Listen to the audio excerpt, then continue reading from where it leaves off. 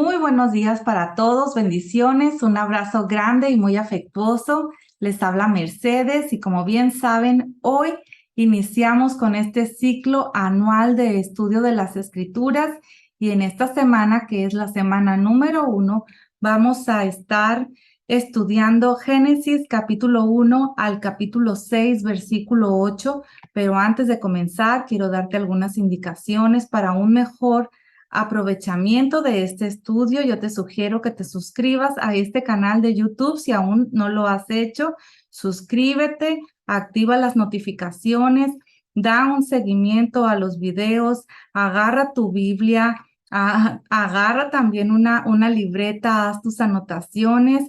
También quiero invitarte a que seas parte del grupo que tenemos en Telegram, el grupo Preceptos, y que te unas con nosotros en esta dinámica de estudio, contestando las preguntas, los desafíos semanales. Recuerda que estamos orando por ti, por tu familia, así que no dudes de ser parte de este grupo y del tiempo de oración que tenemos también en ese canal de Telegram los martes a las 6 de la tarde, hora San Diego, California, hora Mexicali, Baja California. Así que comenzamos con esta clase de la semana, es la primera parte, y esta porción que vamos a estudiar en esta semana tiene por nombre Bereshit. Es la primer palabra que tiene la escritura con la que da inicio. Así que iniciamos con el versículo 1, en el que dice: en el principio Dios creó los cielos y la tierra. Así que la escritura empieza a destacar el hecho de que el universo tiene un principio y que hay uno que está por encima del universo y que ha dado inicio a todas las cosas. Este conocimiento, familia, evita toda adoración a las cosas creadas en lugar del Creador, que esto es la misma esencia de la idolatría, así como está escrito en Romanos 1, 20, 25. Y aquí quiero abrir un paréntesis para decirte que tú te sientas en total confianza de ponerle una pausa a este video para que puedas leer por completo los versículos que solamente en algunas ocasiones te voy a mencionar. Así que, como te comento, el hecho de que alguien haya dado inicio y existencia a todas las cosas nos enseña que Él es el dueño de todo lo que existe y que tiene el derecho de gobernar sobre todo lo que es suyo. Así que este hecho le convierte en el gran legislador del universo. Así que si hay uno que ha dado inicio a todo lo que existe, tanto en los cielos como en la tierra, entonces todo lo que existe tiene que cumplir con los propósitos suyos. Todas las cosas han sido sometidas a una instrucción y cada cosa creada tiene una ley que cumplir. Y esa ley es el propósito del Creador para aquella cosa específica. Así que en este texto que tenemos en pantalla, el primer versículo de la Escritura habla de un inicio. Y por esto sabemos que el tiempo es una creación y que el Creador está fuera del tiempo. Luego habla de que los cielos y la tierra fueron creados, y lo cual nos enseña que el espacio y la materia no son eternos, sino fueron llevados a la existencia en un momento histórico, en el principio del tiempo. Así que, ¿qué había antes del principio? Solo uno, Dios mismo, nuestro Padre eterno. Sin embargo, dentro de nuestro Padre Celestial había planes que estaban allí desde la eternidad en un estado que carece de tiempo, puesto que a partir de la creación de todo empezó el tiempo. Todo lo que estaba dentro de nuestro Padre antes de la creación está fuera del tiempo, pero no como algo existente como nosotros lo entendemos, sino como parte de un pensamiento, parte de un plan, de un consejo. Existen, familia, 7 cosas que fueron creadas antes que el mundo fue creado, como por ejemplo la escritura, la Torá, la palabra. Lo vemos en Proverbios 8, 22. También otra de las cosas es el arrepentimiento. Lo vemos aquí en el Salmo 90. En el original, la palabra shub. Así que la escritura es el plan arquitectónico de toda la creación, y el hecho de que se hable del arrepentimiento como algo que precede a la creación nos enseña que aunque nuestro Padre no haya decidido de antemano que el hombre pecara, ya había planeado una solución para el pecado del hombre, como lo vemos escrito en Apocalipsis 13:8 y también en Primera de Pedro 1:20. Así que, como te comento, la palabra hebrea que se tradujo como en el principio es Bereshit. Es una palabra compuesta por dos palabras. Be, que significa dentro de, en, con, por medio de, por causa de, etc. Y también la palabra rechit, que significa primero, en lugar, tiempo, orden o rango, primicia, inicio, principal, lo mejor, entre otras cosas. Pero según el diccionario Strong, esta palabra viene de la misma raíz que es rosh, que significa cabeza, parte superior, comienzo, jefe, principal, gobernante. Así que en las escrituras hay una relación muy íntima entre Reshit y el Mesías, porque el Mesías es el Reshit de todas las cosas, así como lo vemos en Colosenses 1:15-18. Y mira que Reshit, en una de las palabras que significa es primicia, principal, lo mejor. Y aquí en este versículo, Colosenses 1:15-18, dice que porque Él es el primogénito de toda la creación, es la imagen del Dios invisible. Así que, familia, el Mesías es también las primicias, el rechit de la resurrección, así como está escrito en 1 Corintios 15:20 y también el versículo 23. Entonces vemos que nuestro Padre Eterno ha decidido gobernar el universo por medio o a través del Mesías. Todas las cosas fueron creadas por medio de la palabra, creadas por medio del Mesías, es decir, por causa del Mesías, como lo leemos en Juan 1, del 1 al 3. En el principio existía el Verbo, y el Verbo estaba con Dios, y el Verbo era Dios. Él estaba en el principio con Dios. Todas las cosas fueron hechas por medio de Él, y sin Él, nada de lo que ha sido hecho fue hecho. Otra cosa que aprendemos es que nadie puede conocer al Creador directamente, sino solo por medio de las cosas que Él ha creado, así como está escrito en Romanos 1:19 y 20. El Padre Eterno, el Creador, es invisible e inalcanzable para las cosas creadas. Solo es posible conocerle por medio de lo que Él revele de sí mismo. Y en este texto Él nos enseña que el camino para conocerle pasa a través de la creación y el Reshit. De esta manera el Hijo, es decir, el Mesías, es el principal agente por medio del cual el invisible se manifiesta en el mundo, así como lo vemos en Hebreos 1, del 1 al 3. También lo vemos en Juan 14:6 y el versículo 9. El Padre se manifiesta en este mundo a través de su Hijo. Cuando habla del Hijo, se refiere a la función de ser el seguidor y el representante, al igual que un hijo imita y representa a su padre en una familia. Por ejemplo, el rey David fue el octavo hijo de Isaí, pero es llamado primogénito.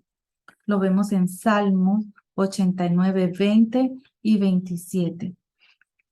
Cuando el apóstol Pablo escribe en Colosenses 1 que el Mesías es el primogénito de toda creación, que él fue destinado para ocupar el lugar de gobernante sobre todas las cosas creadas, tanto las invisibles como las visibles, debemos de entender que el concepto hebreo de hijo tiene que ver con discipulado, representatividad y delegación de autoridad.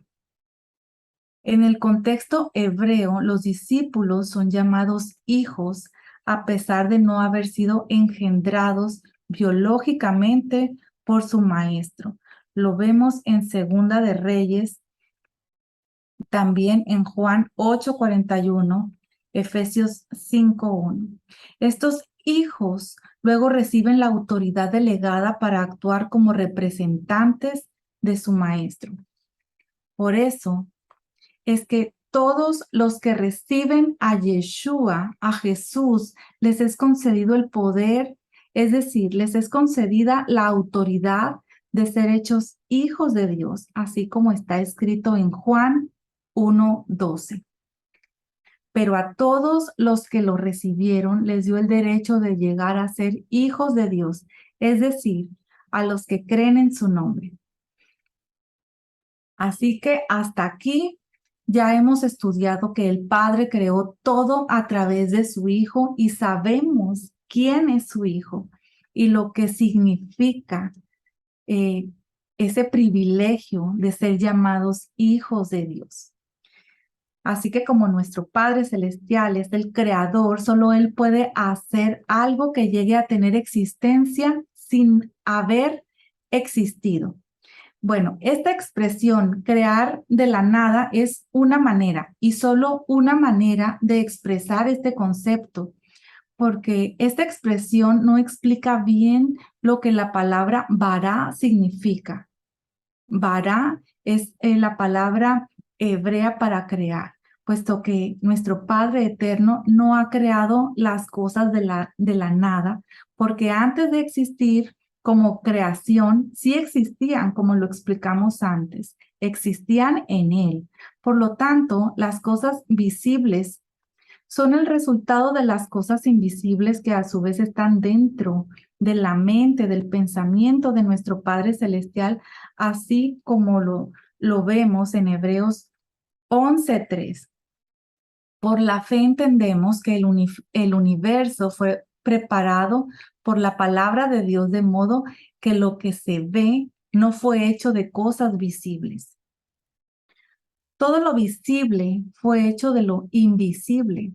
Todo lo que sucede en el mundo visible es un resultado de lo que primero sucedió en el mundo invisible.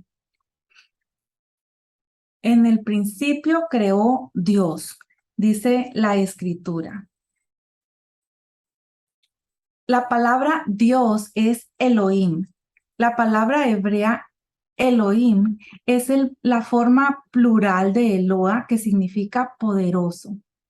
Así que esta palabra Elohim, Eloa y el original o la raíz El han sido traducidas como Dios en la mayoría de las versiones al español.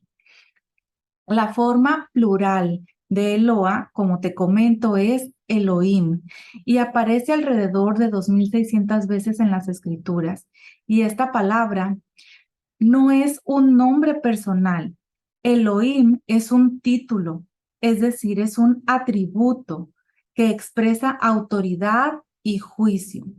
Es utilizada en referencia al Creador en una gran mayoría de los casos, pero también en referencia a los ángeles y también, otro ejemplo, a Moisés. Lo vemos en Éxodo 4:16, que Moisés obtuvo el título de Elohim. Y también lo podemos ver en el libro de los jueces. Así que en el caso de Moisés, que no fue más que una persona, pero obtuvo el cargo de ser Elohim ante el rey de Egipto, el término Elohim tiene que ver con autoridad en abundancia y un conjunto de poderes para poder afirmar su voluntad. Elohim reúne en sí todas las fuerzas infinitas y eternas. Con otras palabras, Elohim podría ser traducido como máximo gobernante. y juez supremo. Por lo tanto, el atributo Elohim está íntimamente conectado con la justicia. Aunque el texto de Bereshit, este texto de Génesis, dice que Elohim en plural creó los cielos y la tierra, el verbo no está en forma plural, sino singular, donde dice creó. Y esto concuerda o nos deja claro quién es Elohim en la proclamación que leemos en Deuteronomio 6:4. Más adelante, en el versículo 2 de Génesis 1, nos habla que la palabra hebrea que ha sido traducida como estaba la tierra sin orden es tohu, y esto significa desorden, confusión, vanidad, estaba en desierto. Y la palabra hebrea que se tradujo como vacía, como se encontraba la tierra, significa una ruina indistinguible. Y la palabra hebrea que se tradujo como el Espíritu de Dios y en algunas otras traducciones como aliento, la palabra original es ruach y significa viento y también espíritu. En el versículo 3 vemos que dijo Dios, sea la luz y hubo luz. Lo que Dios dice también lo hace. Aquí observamos que el sol todavía no había sido hecho, que no se trata de la misma luz que luego fue producida por el sol y las estrellas, sino que se trata de otra luz. En 2 de Corintios 4:6 vemos que el apóstol Pablo nos enseña que la luz surgió de las mismas tinieblas. Si nuestro Padre Celestial pudo sacar luz de la oscuridad, de esta oscuridad más densa que ha existido jamás, no hay oscuridad en nuestras vidas que sea demasiado denso o compacta para que nuestro Padre Celestial no pueda utilizarla para lograr algo positivo. Para Él todo es posible, incluso crear luz en las mismas tinieblas.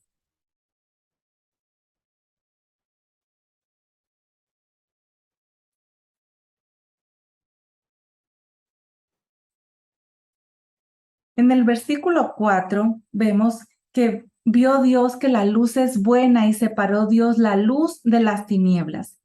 Esa luz primordial fue la luz del Mesías, pero lo primero que el Padre Eterno reveló en la creación, sin embargo, esa luz fue separada de las tinieblas, fue escondida del mundo para ser revelada más adelante, así como lo vemos en Juan 1, del 4 al 10. En Mateo 4, del 13 al 16, está escrito también que saliendo de Nazaret fue a vivir a Capernaum, que está junto al mar, en la región de Zabulón y de Neftalí, para que se cumpliera lo que fue dicho por medio del profeta Isaías cuando dijo, tierra de Zabulón y tierra de Neftalí, camino del mar al otro lado del Jordán, Galilea de los gentiles.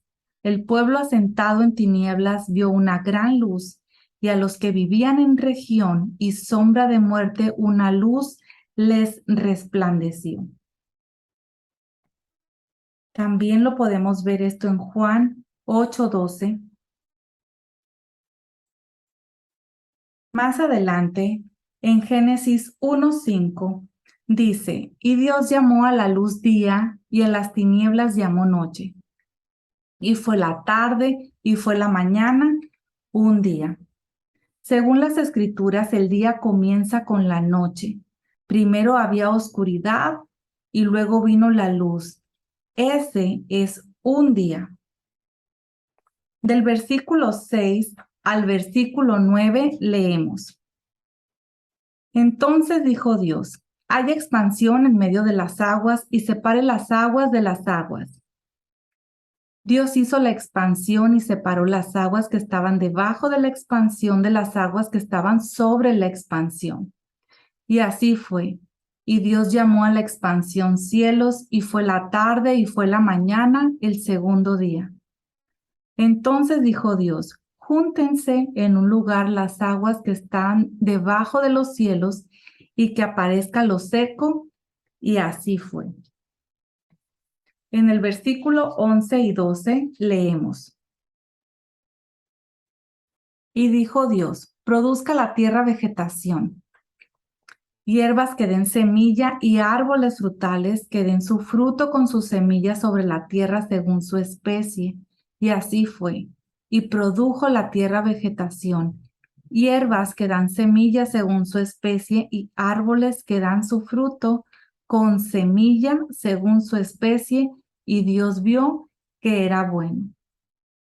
Por la palabra de nuestro Padre Celestial fue la tierra la que empezó a producir vegetación. Y en algún momento histórico de este huerto que estaba produciendo, en algún momento este huerto fue quitado de la tierra y ahora está en el tercer cielo. Lo podemos ver en 2 Corintios 12, del 2 al 4. En el futuro, este huerto será restablecido en la tierra y los justos podrán entrar en él, como también está escrito en Apocalipsis 2:7.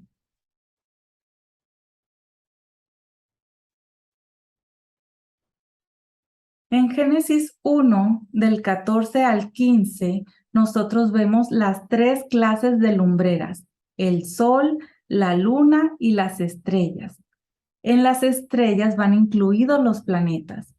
Así que fueron puestos en los cielos para cumplir 7 propósitos divinos principales, los cuales son separar el día de la noche, ser señales, marcar las citas divinas, mostrar días, mostrar años, ser lumbreras en la expansión de los cielos, alumbrar sobre la tierra. Estos fueron los propósitos divinos principales para la creación de estas lumbreras. Y en el cuarto día, Dios hizo el sol, la luna y las estrellas. Pero algo muy particular aquí es que el Padre Celestial perfeccionó en su estado óptimo. Para la creación, nuestro Padre Celestial usó 3 palabras. Bará, que ya la hemos visto, es la palabra crear, es decir, que dio existencia de algo que no existía físicamente. La segunda palabra que podemos notar aquí en el relato de la creación es cuando Dios dice que Él hizo. Él hizo, es decir, que llevó a cabo, perfeccionó en su estado óptimo. Y la tercera palabra es yatzar, es decir, que formó, que moldeó. Y esto lo vemos en Génesis 2:7. Pero en el caso de las lumbreras, en Génesis 1:16 es cuando leemos que Dios hizo las 2 grandes lumbreras y también hizo también las estrellas. Y es la palabra asa. Significa que las perfeccionó en su estado óptimo. De alguna manera ya existía todo el material necesario para esto. En Génesis 1:21 dice: y Dios creó los grandes monstruos marinos y todo ser viviente que se mueve, de los cuales, según su especie, están llenas las aguas, y toda ave según su especie. Y Dios vio que era bueno. La palabra hebrea bara, creó, aparece solamente en 3 ocasiones en el relato de la creación. Lo vemos en la creación de los cielos y la tierra, versículo 1, la creación de los grandes monstruos marinos que estamos viendo aquí, el versículo 21, y también la creación del hombre en el versículo 27 que vamos a ver más adelante. Versículo 25 dice: Dios hizo las bestias de la tierra según su especie y el ganado según su especie y todo lo que se arrastra sobre la tierra según su especie. Y Dios vio que era bueno. Lo primero que nosotros vemos aquí es que después de el Padre Celestial, durante este sexto día que hizo los animales terrestres, no dice que los creó, él dice que los hizo. Así que es muy importante notar esto. Los seres humanos, la creación del ser humano y la creación de los animales es algo muy diferente, algo que ha cautivado mi corazón y que quiero compartirte hoy, que lo vamos a ver más adelante en Génesis 2:7. Es después que el Padre Celestial creó la vida humana por medio de soplar el espíritu de vida en su nariz y poder considerar esto, que lo primero que respiró el hombre fue el Espíritu de Dios. Así que esto nos enseña que el hombre está por encima de la especie animal. En el versículo 26 y 27 leemos: y dijo Dios, hagamos al hombre a nuestra imagen, conforme a nuestra semejanza, y ejerza dominio sobre los peces del mar, sobre las aves del cielo, sobre los ganados, sobre toda la tierra y sobre todo reptil que se arrastra sobre la tierra. Dios creó al hombre a su imagen, a imagen suya, a imagen de Dios lo creó, varón y hembra los creó. El ser humano fue creado para dominar sobre los animales, la tierra, y de esa manera él reflejaría el dominio del Padre Celestial sobre todas las cosas. Pero este dominio del hombre dependía de la sujeción al dueño de todas las cosas. Fue un dominio de mayordomía, no es un dominio de independencia. Es decir, que la independencia del hombre de su creador es lo que fue su ruina. Esta palabra que vemos, varón y hembra los creó, la palabra hebrea que se tradujo como hombre es Adam. En primer lugar, no significa varón, sino que Adam significa ser humano, raza humana. Por lo tanto, Adam es un compuesto de varón y hembra. Más adelante vemos cómo la mujer no fue creada aparte del varón, sino fue parte de él. Es decir, los dos juntos forman el ser humano y lo leemos en Génesis 5:2, donde dice, varón y hembra los creó, los bendijo y los llamó Adán, el día en que fueron creados, porque el Padre a los dos los llamó Adán. En el versículo 28 vemos el primer mandamiento, el primer precepto que aparece en las Escrituras, que es multiplicarse. La familia es el pilar principal del fundamento de la sociedad, y nuestro Padre Celestial no bendijo al hombre cuando estaba solo, sino cuando estaba acompañado con su esposa. El matrimonio entre hombre y mujer ha recibido una bendición del cielo. En el versículo 29 vemos que los hombres no podían comer carne. Esto sucedió hasta después del diluvio y lo vamos a ver cuando lleguemos a Génesis 9. Y también otro dato muy curioso en el versículo 30, que todos los animales comían vegetales, ningún animal mataba a otro para comer. Así que vemos que el mundo fue creado muy diferente a lo que nosotros vemos ahora después de la caída en pecado. En el versículo 31 leemos, Dios vio todo lo que había hecho y era bueno en gran manera, y fue la tarde y fue la mañana del sexto día. La muerte del hombre no es buena, es un enemigo. Por lo tanto, hasta este momento no había muerte. La muerte no solo entró en un hombre, sino también en el resto del mundo por el pecado del hombre, así como lo leemos en Romanos 5:12. El texto de Génesis 1:31 que acabamos de leer nos muestra que el relato del capítulo 2 que vamos a ver en nuestra siguiente clase dice que no era bueno que el hombre estuviera solo. Así que no fue escrito de manera cronológica. El capítulo 2 es una explicación más detallada de lo que pasó durante los últimos días de la creación narrados en el capítulo 1. Como la escritura no narra las cosas de manera lineal, es decir, un suceso tras otro, sino que los narra de manera circular, avanzando y luego volviendo atrás como una espiral para dar más detalle de lo que se había dicho antes. Cuando nosotros entendemos este principio, entonces también comprendemos muchos de los textos de las Escrituras, porque así es como trabaja la mente del ser humano y la Escritura fue escrita para ser compatible con los hombres. Hasta aquí, familia, la primer clase de la semana, la primera parte de la primer clase de la semana.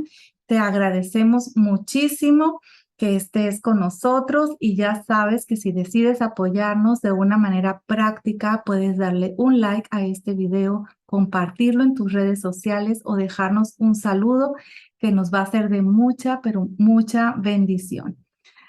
Te dejo y que tengas muy buen día. Saludos y bendiciones para todos.